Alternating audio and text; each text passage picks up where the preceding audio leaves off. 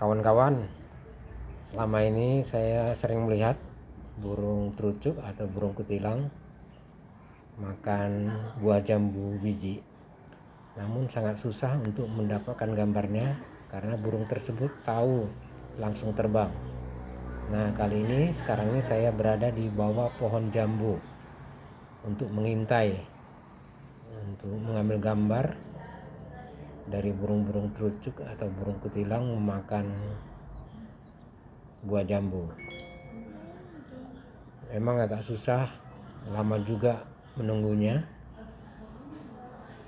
Ada beberapa burung memang dapat saya gambar, saya tunggu datang, mereka memakan buah jambu.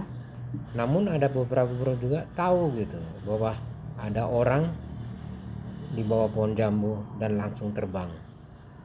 Inilah dia beberapa burung yang sempat saya rekam videonya, dan beberapa burung sudah tahu tidak datang lagi.